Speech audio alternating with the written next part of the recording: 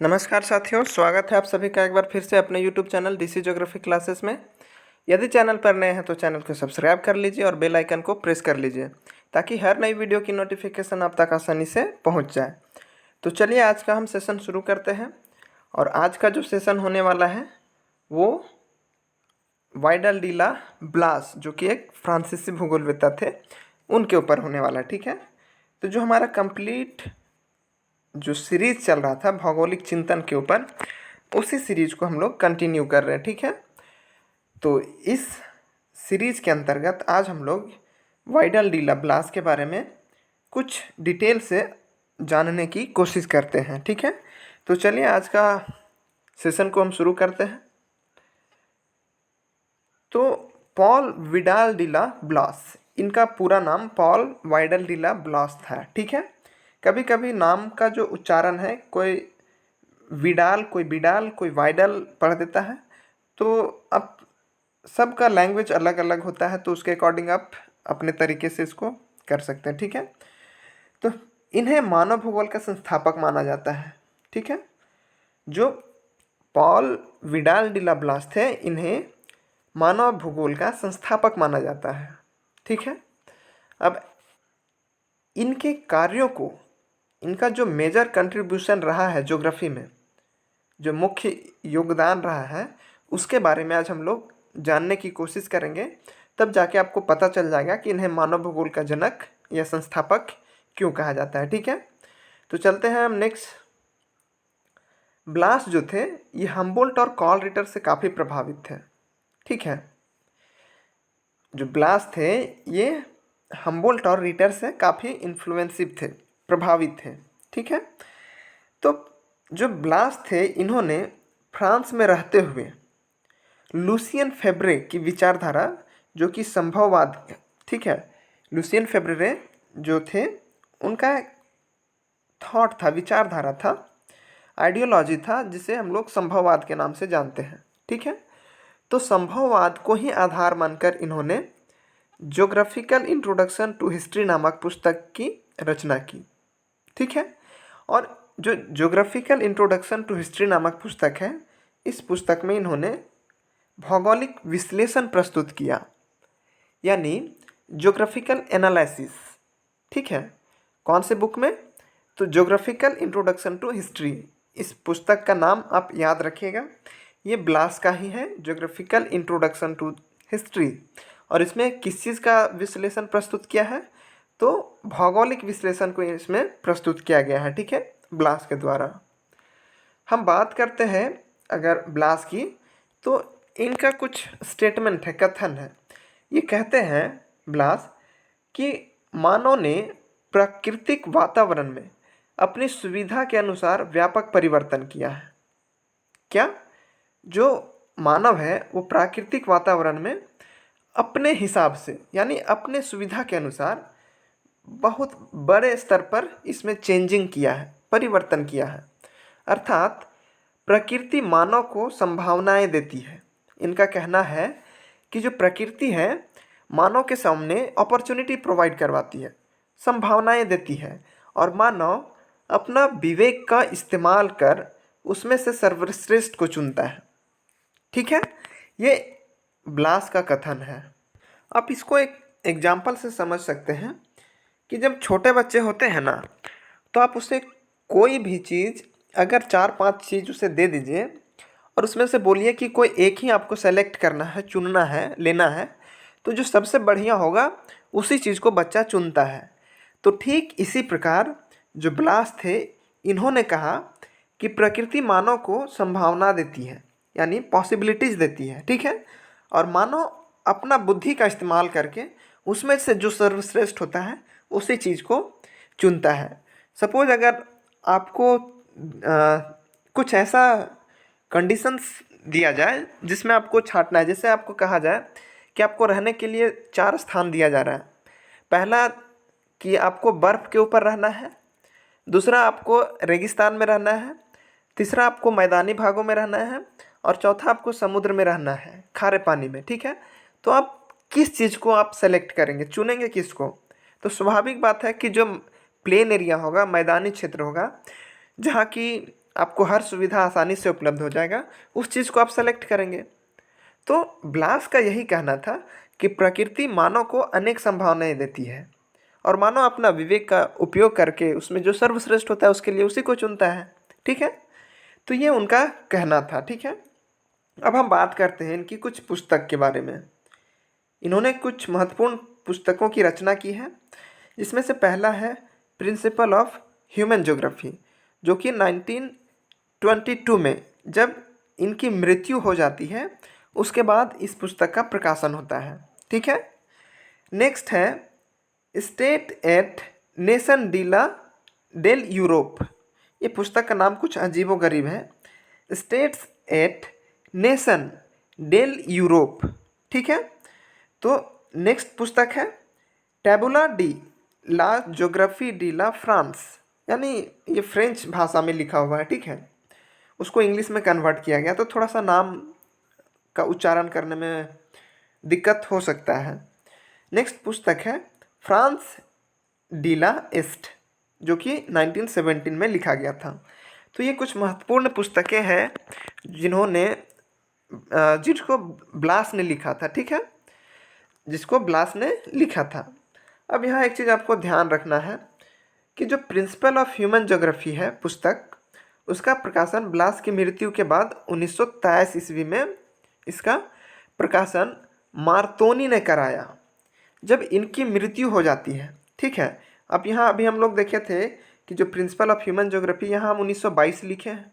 ठीक है, तो इनकी मृत्यु 1922 में हो जाती है और इस पुस्तक को इन्होंने 1922 तक लिख लिया था, लेकिन प्रकाशन इसका पब्लिकेशन नहीं हो पाया था।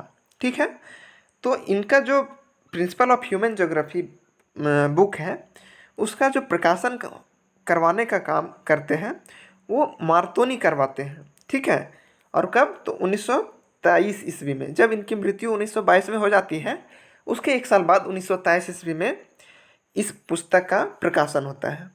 और इसी पुस्तक का जो प्रिंसिपल ऑफ ह्यूमन ज्योग्राफी है, इसी पुस्तक का अंग्रेजी में अनुवाद सन 1926 ईस्वी में D.T. बिंघम ने किया। इस चीज़ को आप ध्यान में रखिएगा, क्योंकि इससे प्रश्न बनाए जा सकते हैं कि प्रिंसिपल ऑफ ह्यूमन ज्योग्राफी जो कि ब्लास की पुस्तक है, इस पुस्तक का अंग्रेजी में अनुवाद किसने किया, तो D.T. बिंघम ने किया। इस चीज़ को आपको ध्यान में रखना। ठीक है, और इस पुस्तक का प्रकाशन वर्ष कब था, तो 1923 ईस्वी में। ब्लास की मृत्यु कब हुई थी, तो 1922 ईस्वी में, 1922 में। ठीक है, ये फैक्ट को थोड़ा सा आपको ध्यान में रखना है। अब हम बात करते हैं प्रिंसिपल ऑफ ह्यूमन ज्योग्राफी की पुस्तक की, तो इसके 3 खंड थे। कितने, 3। जैसे मूवीज़ यानी जो फिल्म होता है ना कि क्रिस 1 क्रिस 2, तो उसी तरह जो प्रिंसिपल ऑफ ह्यूमन ज्योग्राफी इसका भी 3 खंड हुआ है। तो पहला खंड जो था उसमें था जनसंख्या संबंधी विश्लेषण। जो इसका दूसरा खंड था उसमें सांस्कृतिक तत्वों का विश्लेषण था। और जो थर्ड पार्ट था, तीसरा खंड था, उसमें परिवहन के साधनों का प्रभाव, इसके ऊपर ये पुस्तक थी। ठीक है, इस चीज़ को आप ध्यान में रखिएगा। सबसे इम्पॉर्टेंट है इनकी पुस्तक जो कि प्रिंसिपल ऑफ ह्यूमन ज्योग्राफी है, प्रकाशन वर्ष 1923 में। ठीक है, अंग्रेजी में अनुवाद 1926 में, और इनकी मृत्यु कब होती है, तो 1922 में। इस चीज़ को आपको ध्यान में रखना है। ठीक है, अब नेक्स्ट चलते हैं हम।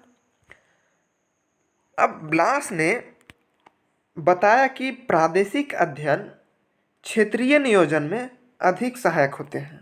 मतलब क्या, कि जो रीजनल स्टडी होता है, एक अगर सपोज ये क्या रीजन है, क्षेत्र है। ठीक है, अब इस पूरे रीजन को अगर आपको स्टडी करने को कह दिया जाए तो हो सकता है कि शुद्धता थोड़ी कम होगी, गलतियां होने की उम्मीद बनी रहती है। ठीक है, लेकिन अगर आपको बोल दिया जाए कि इसे 4 पार्ट में बांटकर आपको इस पार्ट को अध्ययन करना है, उसके एक पार्ट को, तो हो सकता है कि गलतियां ना के बराबर हो या हो भी तो बहुत कम, है ना। तो इनका मानना था कि जो प्रादेशिक अध्ययन होता है यानी रीजनल स्टडी, जैसे ये एक पूरा होल था, ये पूरे था, अब इसका हम रीजनल स्टडी करेंगे तो इसका 4 पार्ट में बांट देंगे तो ये प्रादेशिक हो गया इसका। ठीक है, तो इनका कहना था कि प्रादेशिक अध्ययन क्षेत्रीय नियोजन में अधिक सहायक होता है। अगर आप रीजनल प्लानिंग कर रहे हैं, किसी एक रीजन का डेवलपमेंट के लिए आप प्लान बना रहे हैं, तो उसके लिए आपको रीजनल स्टडी बहुत हेल्पफुल होता है। प्रादेशिक अध्ययन बहुत ही लाभदायक यानी सहायक होता है।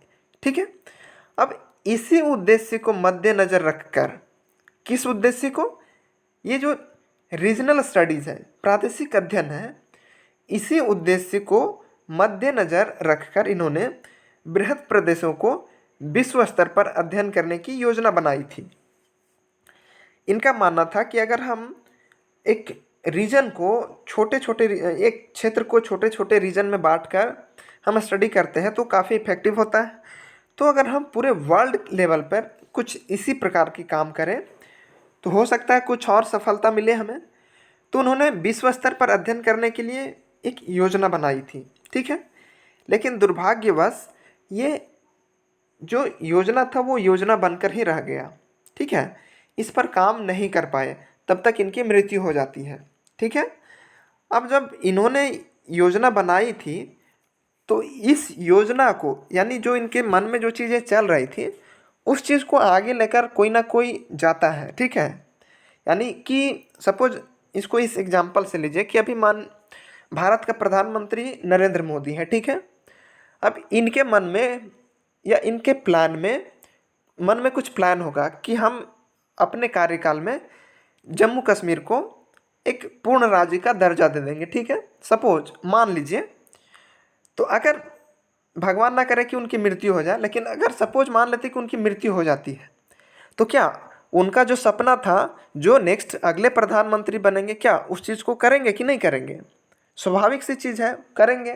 ठीक है, तो इनका भी जो ब्लास्ट थे उनके साथ भी कुछ ऐसा हुआ कि इन्होंने जो विश्व स्तर पर अध्ययन करने की जो योजना बनाई थी वो योजना विफल हो गई क्योंकि इनकी मृत्यु हो जाती है। तो उसी योजना को, प्लान को आगे बढ़ाते हुए जब उनकी मृत्यु हो जाती है तो इस योजना को क्रियान्वित, उसकी मृत्यु के बाद लुसियन गैलोस नामक विद्वान थे, उनके द्वारा विभिन्न खंडों में प्रकाशित विश्व भूगोल यानी ज्योग्राफी यूनिवर्सल नामक पुस्तक में हुई। यानी जब ब्लास की मृत्यु हो जाती है तब उनका जो प्लान था कि विश्व को एक प्रादेशिक भागों में बांटकर अध्ययन करेंगे, तो उसी प्लान को जो लुसियन गैलोस थे ये पूरा करते हैं और जिस पुस्तक में इस चीज़ का वर्णन करते हैं उस पुस्तक का नाम है ज्योग्राफिक यूनिवर्सल।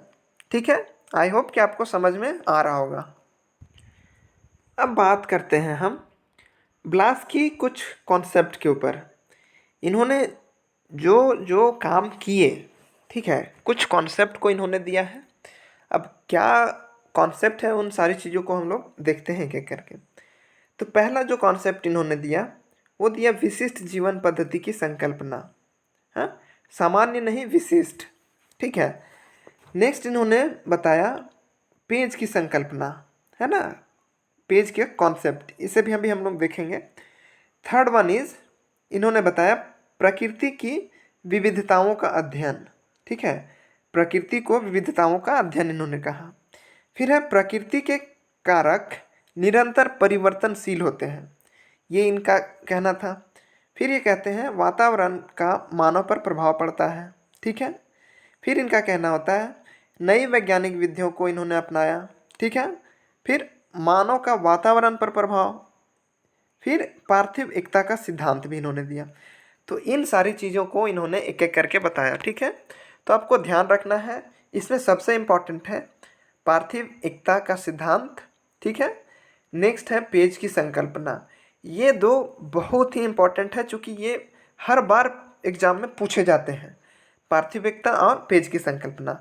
तो हम लोग इन चीज़ों को भी थोड़ा सा देखने की कोशिश करते हैं, जानने की कोशिश करते हैं। ठीक है, अब सबसे पहले हम बात करते हैं पेज की। ठीक है, आखिर पेज क्या है, क्या होता है पेज।